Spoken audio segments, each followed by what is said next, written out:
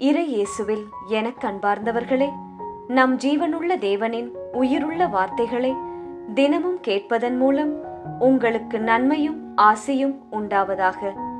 இன்றைக்கு நம் உள்ளத்தில் ஆண்டவர் பேச விரும்புகிற திருவசனம் ரோமையர் 12ஆம் அதிகாரம் 10ஆம் திருவசனம். உடன் பிறப்புகள் போன்று ஒருவருக்கு ஒருவர் உளம் கனிந்த அன்பு காட்டுங்கள். இறை இயேசுவில் எனதருமை நண்பர்களே, உங்கள் அனைவருக்கும் நம் இயேசுவின் அன்பை உரித்தாக்குகின்றேன். இன்றைய புனித சார்லஸ் பொரோமேயோ ஆயரிடம் நமக்காக இறை இயேசுவிடம் பரிந்து பேசி அவரின் மேலான இரக்கத்தை பெற்றுத் தரும்படி ஒரு நொடி ஜெபித்துக் கொள்ளுங்கள். இன்று நவம்பர் மாதம் 4ஆம் தேதி செவ்வாய்க்கிழமை. இன்றைய நாளில் தங்கள் பிறந்த நாள் மற்றும் திருமண நாளை கொண்டாடும் அனைவரையும் இறை இயேசுவின் அன்பும் ஆசிர்வாதங்களும் நிறைவாய் சேரட்டும். மற்றும் தங்களுக்கு பிரியமானவர்களை இழந்து தவிக்கும் நண்பர்களையும் இறை இயேசுவின் வியாகுல அன்னையின் ஆறுதல் தாங்க வேண்டுமாய் மனமாற ஜெபிக்கின்றேன். எப்படி இருக்கிறீர்கள் நண்பர்களே? இன்று ஆண்டவர் இயேசுவிடம் ஜெபித்தீர்களா? நம் ரோசரி பிரேயர்ஸ் குடும்பத்தாருக்காக தவறாமல் நான் தினமும் ஜெபிக்கின்றேன். ஜெபமும் ஜெபமாலையும் மட்டுமே நம்மை பாதுகாக்கும், வேறொன்றுமே கிடையாது. சரி, இன்றைய முதல் வாசகம் என்ன கூறுகிறது? நாம் அனைவரும் பார்ப்பதற்கு பல ஆயிரம் மனிதர்களாய் தனித்தனியே இருந்தாலும் இயேசுவோடு இணைந்திருப்பதால் ஒரே உடலாய் இருக்கின்றோமா?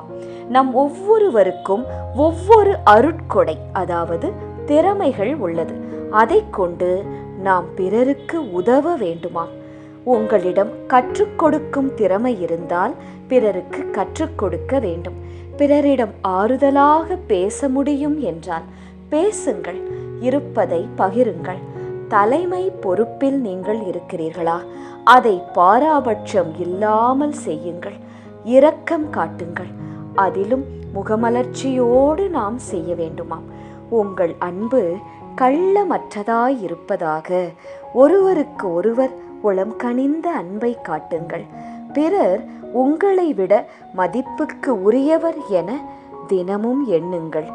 யாரையும் சபிக்காதீர்கள், உயர்வு மனப்பான்மை கொள்ளாதீர்கள் என்று அழகான பல கருத்துக்களை இன்றைய முதல் வாசகம் நமக்கு எடுத்து கூறுகிறது. இப்படியெல்லாம் நாம் வாழும் பட்சத்தில் நம் மனம் நிம்மதியாய், அமைதியாய், ஜெபம் நிறைந்ததாய், கள்ளம் கபடமற்றதாய் இருக்கும் நண்பர்களே. முக்கியமாய் பயம் இருக்காது, கலக்கம் இருக்காது. படுத்தால் நிம்மதியாய் உடனே தூக்கம் வரும். எந்த கெட்ட எண்ணமும் பழிவாங்கும் வன்மமும் மனதில் இருக்காது. இந்த வாழ்க்கை மிக மிக எளிதானது, அழகானது. அதை நாம் தான் காம்ப்ளிகேட் பண்ணுகிறோம். விட்டு கொடுக்க, மன்னிக்க மனம் இல்லாததால் இன்றிலிருந்து சற்றே மன்னிக்க முயற்சி செய்வோம், மறக்கவும் முயற்சி செய்வோம். இன்றைய நற்செய்தி என்ன கூறுகிறது?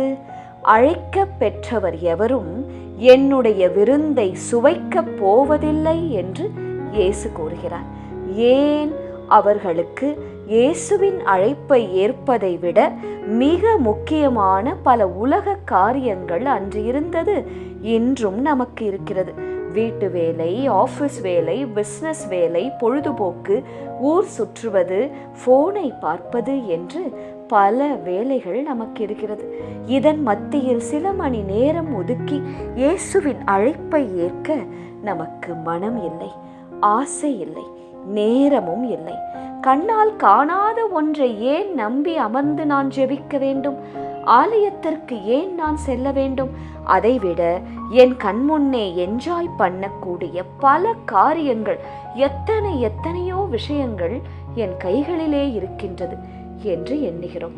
ஆனால் இவையெல்லாம் நிலையற்றது நண்பர்களே.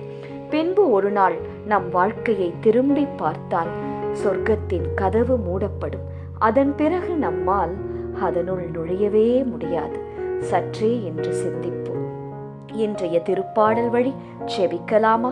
இயேசுவே, என் நெஞ்சம் அமைதி பெற உம் திருமுன் வைத்து காத்திருக்கின்றேன். ஆண்டவரே, என் உள்ளத்தில் இருமாப்பு இல்லையப்பா, என் பார்வையில் செருக்கும் இல்லை, எனக்கு மிஞ்சின செயல்களில் நான் ஈடுபடுவதில்லை. என் நெஞ்சம் நிறைவும் அமைதியும் கொண்டுள்ளது. தாய்மடி தவழும் குழந்தை என என் நெஞ்சம் அமைதியை நாடி உம்மிடம் தற்போது ஜெபிக்கின்றது. என்னை காத்தருளும். இந்த நவம்பர் மாதத்திலே எங்கள் வீட்டில் நண்பர்கள் மத்தியில் இறந்த ஆத்துமாக்களுக்காக, யாரும் நினையாத ஆத்துமாக்களுக்காக ஜெபிக்கின்றோம். நித்திய இளைப்பாற்றியை அவர்களுக்கு தந்தருளும் ஆண்டவரே. முடிவில்லாத ஒளி அவர்கள் மேல் ஒளிரக் கடவதாக. சமாதானத்தில் இளைப்பாற கடவார்களாக. ஆமென். இயேசு கிறிஸ்துவின் பெரிதான நாமத்தின் நிமித்தம் ஜெபிக்கிறோம். ஆமென். ஒவ்வொரு நாளும் உங்கள் உள்ளத்தில் ஆண்டவர் பேச விரும்புகிற இறை வார்த்தையை தெரிந்து கொள்ள ரோசரி பிரேயர்ஸ் சேனலை சப்ஸ்கிரைப் செய்யுங்கள். மேலும் உங்கள் நண்பர்கள் மற்றும் உறவினர்களுடன் ஷேர் செய்யுங்கள். நன்றி.